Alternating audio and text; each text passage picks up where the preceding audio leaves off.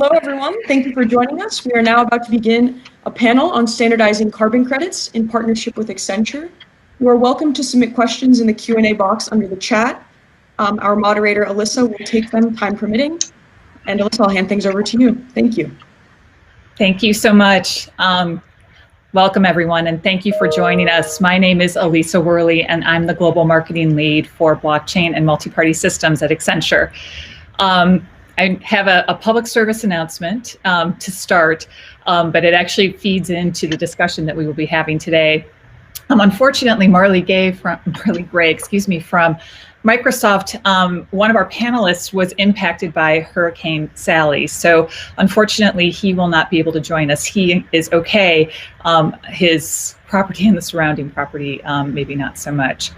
The interesting aspect of that is not lost on all of us, which is, along with all of the smoke from the fires in the western third of the United States that have made their way across the globe, including I'm in Chicago today, and it's still a bit hazy as a result of this. So, these are just some of the examples of the evidence of climate change that surrounds us. And the data is worrisome. 2019 was the second warmest year on record and marked the end of the warmest decade ever recorded. Last year, we also set a record for CO2 levels and other greenhouse gases in the atmosphere. And while greenhouse gas emissions are projected to drop about 6% in 2020 due to COVID, with restrictions on travel and other commercial enterprises, experts expect this to be temporary. So the reprieve is brief. Now, the good news is 99% of CEOs from companies with greater than $1 billion in annual revenues see sustainability as critical to the future success of their business. And many, like Microsoft, like Accenture, have committed significantly to stepping down their greenhouse gas emissions. And they've made commitments to be transparent on these goals so that people can actually monitor how we are progressing to achieving those goals. But the reporting of this progress is a challenge. So more than 20 years ago, the concept of carbon credits was introduced as a tool to not only incentivize the reduction of carbon emissions, but to help countries and enterprises manage their sustainability strategy. But they haven't reached their full potential. Could that be about to change? We've brought together 3 leaders in this space, real innovators in this space and pioneers. So please allow me to introduce them. Yuval, the CEO of Digital Asset; Tim Grant, the CEO of Six Digital Exchange; and David Treat, Senior Managing Director and Global Blockchain Lead at Accenture. They're going to help to shed some light on this issue. So welcome to each of you, and let's jump right in. Dave, I'm going to start with you with some level setting. Why are carbon credits important or useful to Accenture? And what is Accenture doing in this space? Thanks, Alissa. Yeah, we certainly are massively committed to this whole space and to openly declaring our intentions and targets. So we have a target of getting to be 100% renewable by 2023, and we're certainly participating with MasterCard and Microsoft and others around the Carbon Disclosure Project, and more to come. I think as this space accelerates, I think, as you can imagine, right, a global consulting firm in a normal environment, and certainly for those of you who know me personally, right, I live on a plane, and the extent of our travel footprint, in a normal circumstance is big, and so it's important to us, and so we are incredibly eager to work with partners, and to pursue, not only offsets, but really the change of behaviors that drive more sustainable practices from the core. So a comprehensive approach to it, and then kind of coming into my team directly, and I think that Yuval and Tim, and if Marley were here, we'll speak over the next minutes around the technology innovation frontier that's at hand, that can dramatically help with respect to being able to be confident in a carbon credit ecosystem. And I'll share the thunder of the concepts that apply, and we'll enjoy the conversation about to come on it. So, Yuval, how about you? Why is digital asset involved in this, and why do you think it's important? Well, I think that you started by telling the story why this is so important. I mean, I think it's a real problem, and unfortunately, the initiatives that what you would call in the carbon markets are mandatory initiatives are just not enough. So I think that there's a dramatic need in the industry to bring other initiatives to life in order to be able to actually reverse the trend that is currently taking place. If Marley was here, he would mention that after Microsoft announced some of their ambitious goals by 2030 to be carbon neutral, by 2050 to reverse all of their historical footprint, they started studying what would it mean to actually offset Microsoft spend around their ecosystem. And some of the things that they realize is that to offset only Microsoft, so one company, a big company, but one company, there wouldn't be enough carbon offsetting products in the world. So I think that in order to make the trend in the positive direction real, there needs to be some significant innovation from a technology perspective. So there's the doing good part, but at the end of the day, I think we're in the world of digitization, in the world of multi-party, such as yourself. And in order to bring all these players to come together, there's a real business opportunity here. And I actually think that the reason why I get excited about this is that there is a real business, a real positive business to be made by both those that are trying to offset their carbon emission, but also by those that want to contribute and solve the problem. There's a real business opportunity here. So we are working with partners such as yourself, Accenture, with Microsoft, working with Tim on a bunch of opportunities to actually bring this technology to life and actually allow for companies such as Microsoft to get access to these products in a more efficient way. So you brought up some really interesting points, some threads I want to pull on. But before I do that, Tim, why is the Swiss Digital Exchange involved in carbon credits? Yeah, look, I think there's an element of this, and I think a lot's been said already. But let's just pull on the string of social responsibility. At the end of the day, what's rooting and underlying everything that's been said so far is this is the right thing to do. This is the right thing to do for the earth. It's the right thing to do for our kids. It's the right thing to do for society. And the good news is that, and I think it's not lost on anybody at this point that the pandemic has created a sort of accelerant to a lot of these sorts of ideas, and it's manifested itself in a lot of different ways around the world. But one of them, I think, is that things like carbon credits, and particularly carbon credits, you've seen a movement over the last sort of year or so, but particularly in the last 6 months, where there's been a real recognition that this is important. This is important. We've got to do it. We've got to feel the urge and the push for our common, earthbound dwellers. We've all got to do this for ourselves. And I think Yuval took it in absolutely the right direction. It's like, well, you start with social responsibility, but then you've got to take it into a sort of commercial reality, right? You've got to bring the governments, the commercial actors, and us, the people, together and create an outcome that creates a better future. And that's why it's important. You've kind of gotten the background. We know Marley's not here partly because this has been a failure of society in the past. So the underlying impetus to do this is really, I suspect everybody who's on this, listening to this, kind of gets that sense of why we need to do it. So that's really important, just to say it that way. The era of social responsibility is really, really moving forward. Why is the Sixth Digital Exchange involved? Well, we've and we'll talk about this more throughout this panel. But along with my colleagues Yuval and David and Marley, who's here in spirit, we've all been in this space for a number of years, the blockchain digital asset space.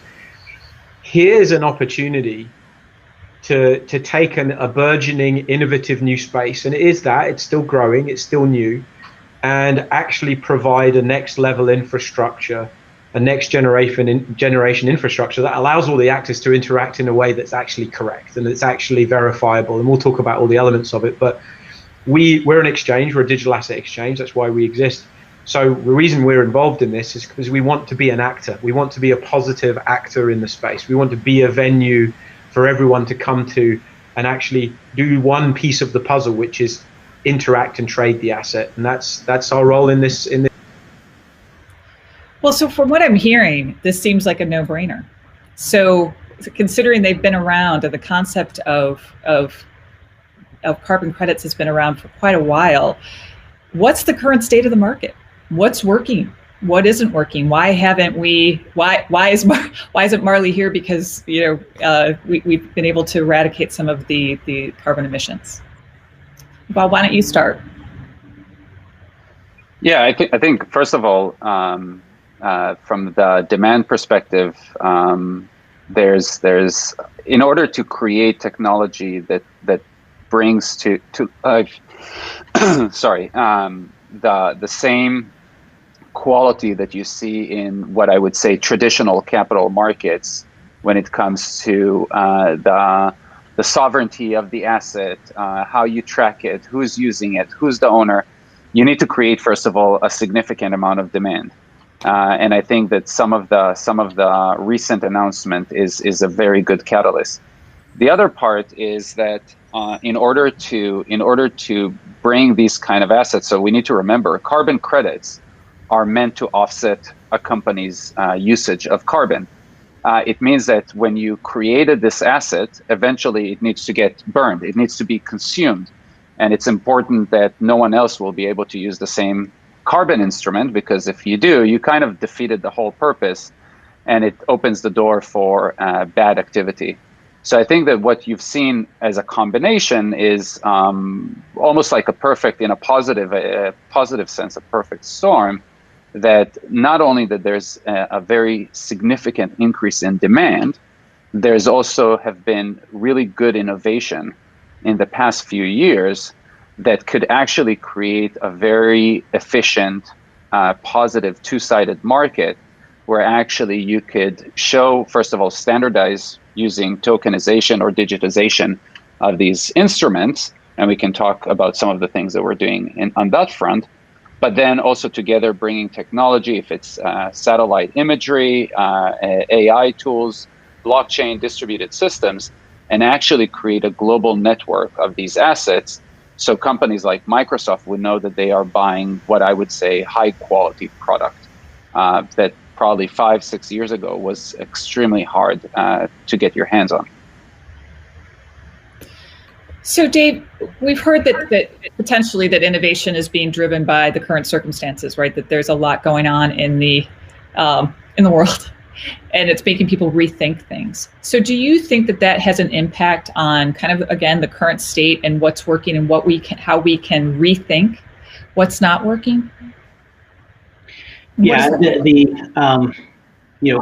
where obviously where we don't want to go is to digitize the analog process, right? To take our old orthodoxies about how things work and simply electronify or digitize them without thinking about the true transformative potential. And one of the things that's exciting about this space, notwithstanding the fact it's been around for 20 years, right? In its from its initial inception as a concept, is we're at the beginning of this innovation wave, if you will, and how to do it right. And we've got an opportunity to really shape it from a principled position, right? And to not be burdened by the orthodoxies of how prior asset classes were developed and implemented. And to Yuval's point, I love that you threw in the satellite imagery comment, right? At the end of the day, to have credibility in the asset, to be able to trace back all the way to the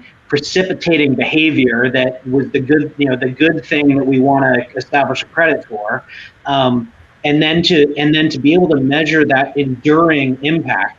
Right, it's one thing to issue a carbon credit for someone who planted the tree. If you find out that the tree was, where the sapling was mowed over a year later, right, then that credit shouldn't really, the result wasn't achieved, right? So I think we've got a really interesting situation where there, just as we've all said, right, there's an interesting combination of technologies and credibility, trust, and authenticity that can be established through them, through all of the concepts we've been talking about all day long, and that this community, fully appreciates around what shared ledger can provide, and combining it with those other modes of evidence and proof, and really add credibility to what is, what I think is often challenged right now, to find enough supply of high credible assets, and then get them into a really efficient exchange infrastructure. And not to go down this path too far, but the modernization that's underway in core capital markets infrastructure to move us from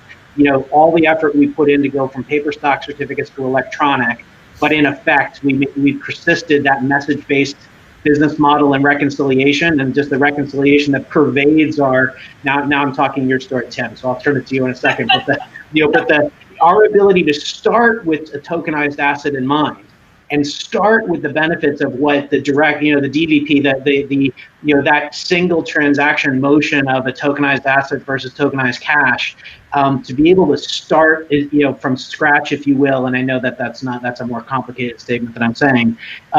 It gives me enormous confidence that we can actually move pretty fast, right? The exchange that Tim's busy building, right, is already geared for tokens of this type to be able to be efficiently brought to market, price discovery, clear, settle, close, right? That's the, now I'll stop. Tim, let me turn it to you, and I'll stop talking your book. Yeah, Tim, why don't you pull on that thread a little bit and talk about what's it going to take? Well, you really well said, as ever, David. And I think, maybe if we abstract away from this particular market and we just talk about what it takes to set up a new marketplace, and we may be changing the infrastructure. We may have new levels of efficiency that we can work with, and new tools, new technologies, new alliances, new ways of working together that transcend technology. But at the end of the day, setting up a market, you need the supply, you need the demand, you need the actors, you need the infrastructure, and it's not easy to set up a new market, but it's actually pretty straightforward to know what a good, well-functioning market looks like. So we know the target, and I think if you look back, and David kind of alluded to this, is like this is just a new market, right? And yes, it was set up quite a while ago. This sort of concept's been around for a while. But now we can look back and say, well, there are ways in which classic pitfalls were fallen into in setting up this market. There's always going to be some element of challenge in putting together a new marketplace. And maybe all the pieces of the puzzle weren't there.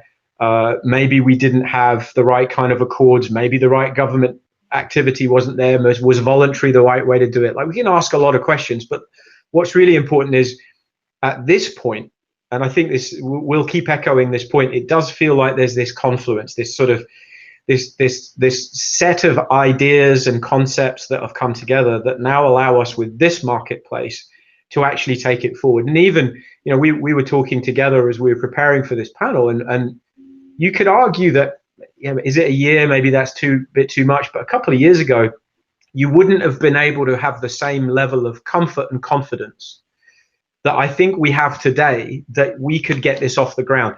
And that's a big motivation to go and get people to come on board, right? Like that level of commitment is really important.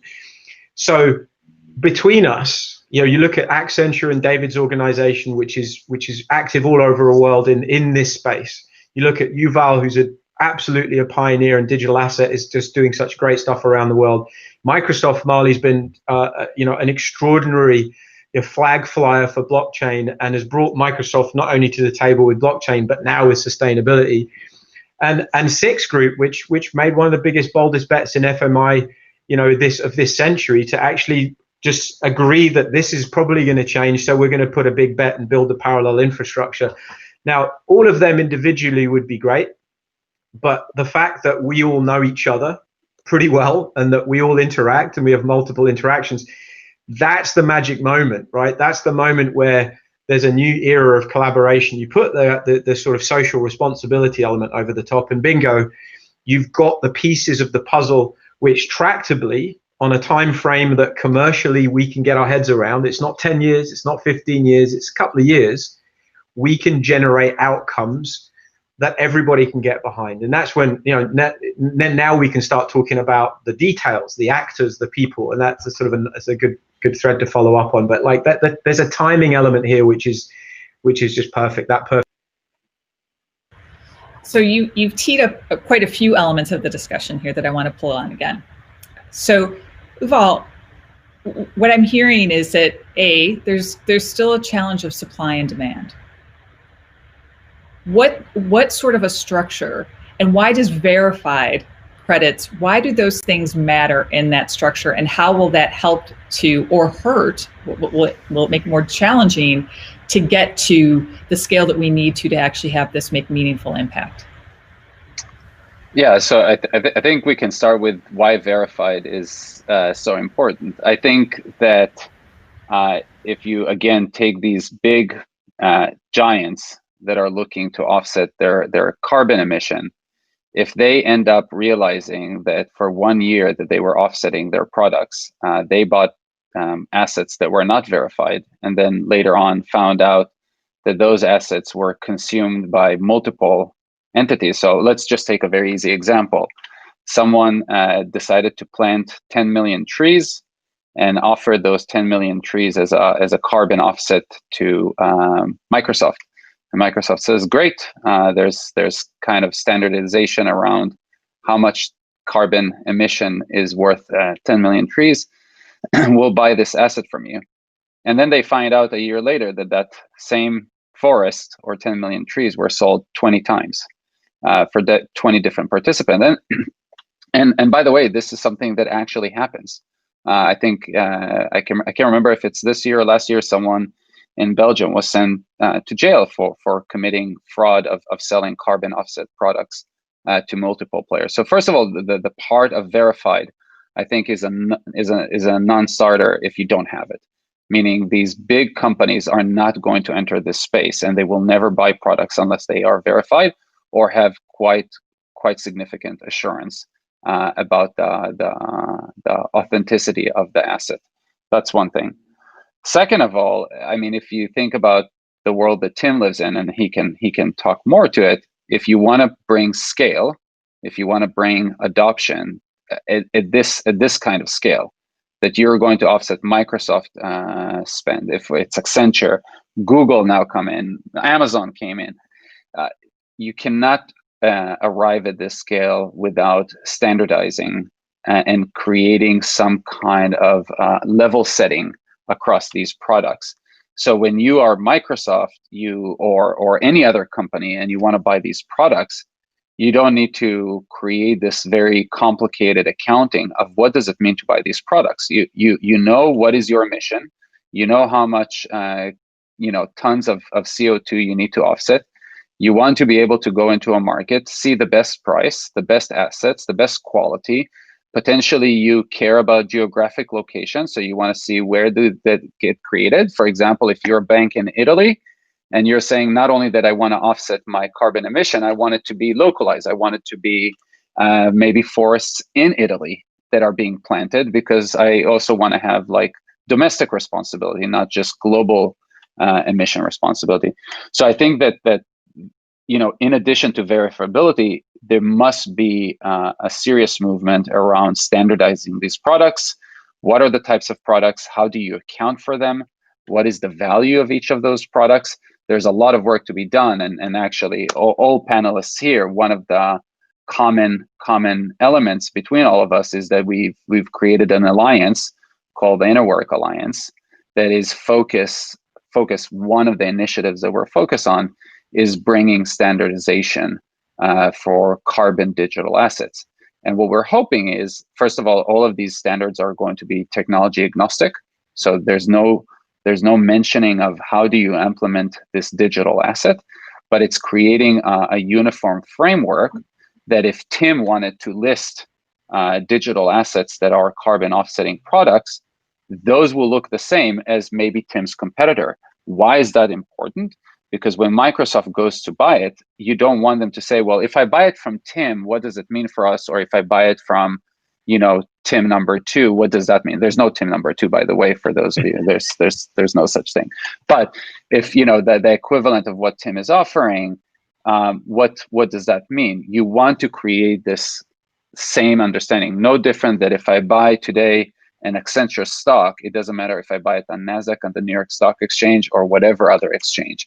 It's an Accenture stock. So that to me is a critical component to drive adoption. So Dave, it sounds like this is going to be a lot of work. So 2 questions for you, and I'm going to pass it over to Tim after this. Who needs to be involved, and what's the incentive for them to do it? Oh, you're on mute. Am I off mute now? Okay. The incentives, I think you see in lots of different ways, right?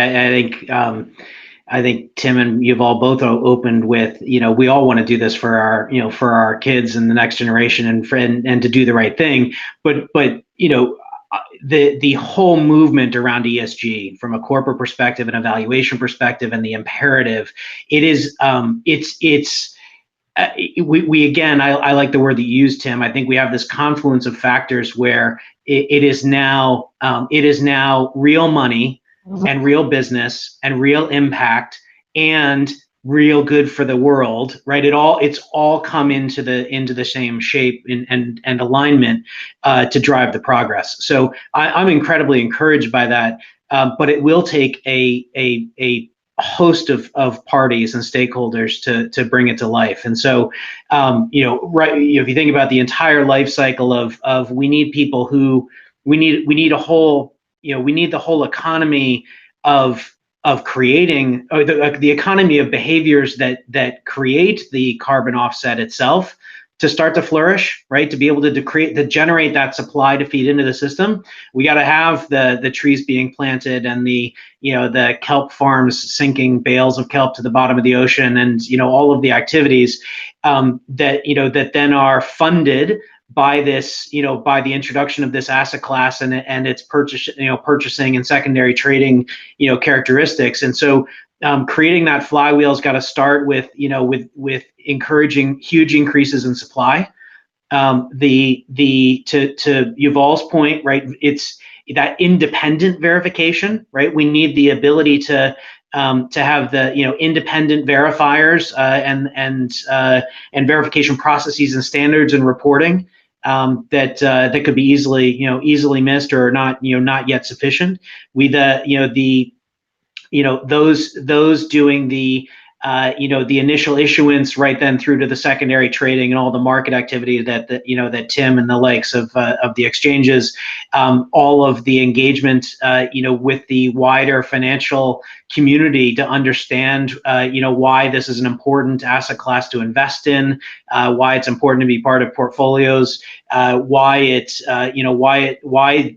these and other behaviors that are part of ESG have actually been quantitatively demonstrated to improve a company's performance, and that those behaviors are not simply altruistic or the right thing to do for the world, but are actually good business and drive more profitability.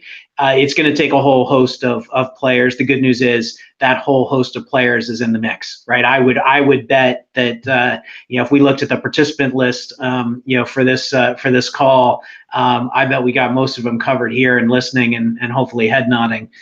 So as I said a couple hours ago, in my talk, I think the component pieces are there, the motivations are there, the alignment and confluence of capabilities and factors are all lined up. Convene, act, deliver. Let's repeat. So Tim, I'm going to throw you a little bit more of a tough question.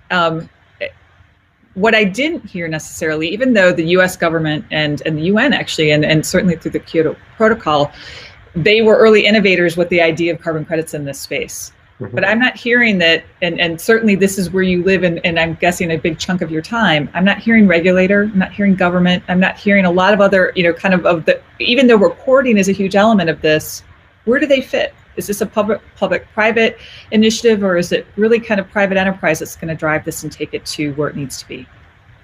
Yeah, you sort of hit in some respects on one of my favorite topics, because I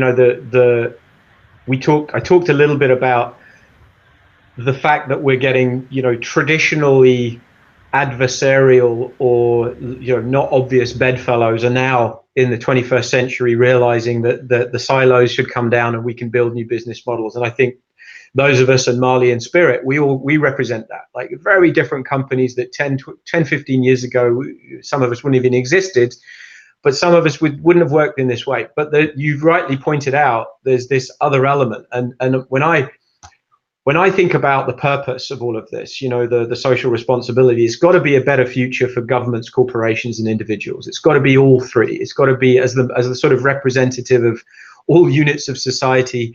There's us as people, our future and our children. There's the companies we work for and the businesses we build, and then there's the governments and the regulation that's sort of around it. And they have to work hand in hand. There is no way that we get into this sort of the next 20 years and we get this right, that we don't see the alignment between them all. So, you mentioned the US government. Well, without getting all political about it, that's not exactly demonstrating the right level of commitment to the sorts of ideas that we're talking about here. I'll leave it at that.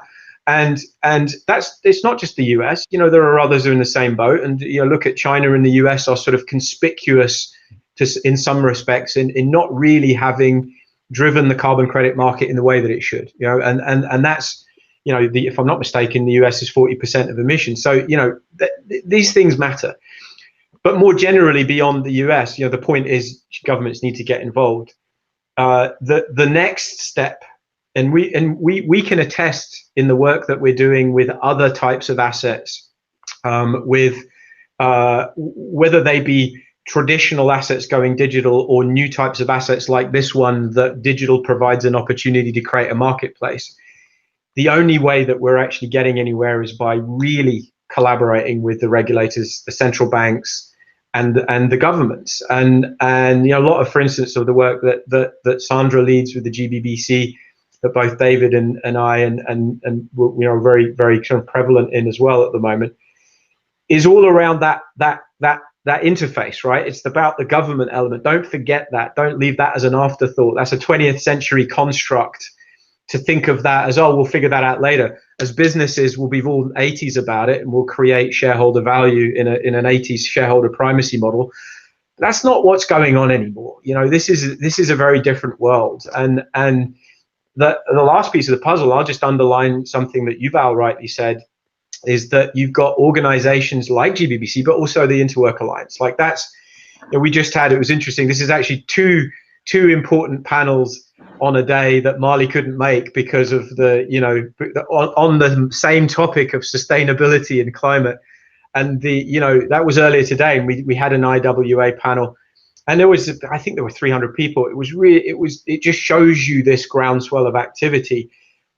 But I think I want to also underline Yuval's point. We all have corporate paymasters, right? We all have a corporate construct that we're under. But if we can't see beyond that and see beyond my technology is better than your technology, my exchange is better than your exchange, and then start to go and actually talk to governments together and to start to be in open forums, call it open finance plus or open finance squared, open-minded, finance. And that's where the governments and the associations come in. Can we sit around the table, and can we get in 10 years time the regulators to do this the right way and not be a drag, not be the innovation prevention unit as sometimes they rightly or wrongly get called? We have to do it. No.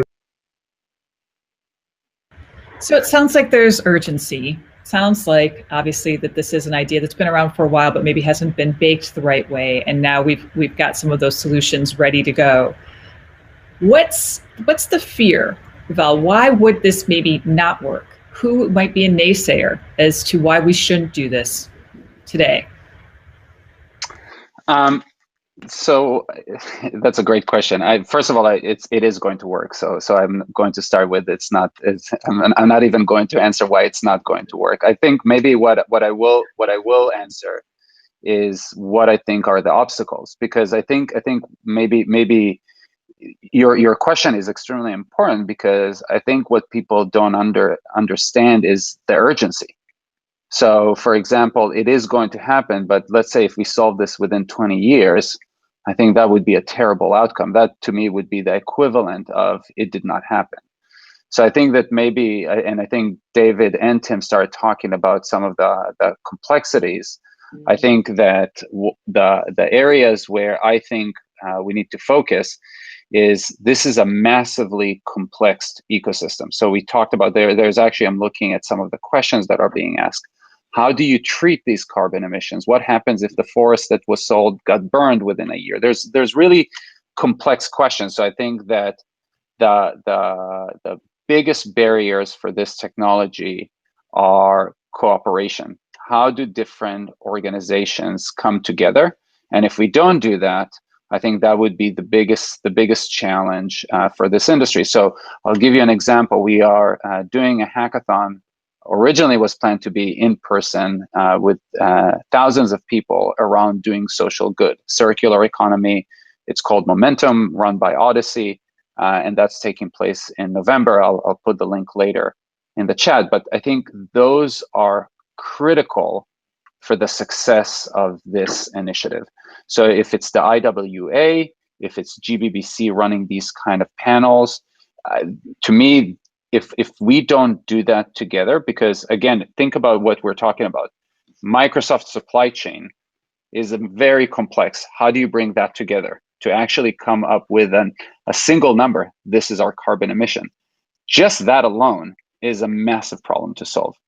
Then if we're talking about how do we create a standard, a global standard, where if it's Microsoft in the US that is buying it or some company in New Zealand, right? Like they all need to have this access globally to these products. Then it's companies like Tim's company actually offering equal access to these products. So the complexity to actually create this kind of market is so tremendous that I think the biggest challenge, especially now when everybody's working from home, is how do we collaborate in a way that doesn't slow down the urgency of this, of this project or this initiatives. It's a really good point. And Dave, I've seen you.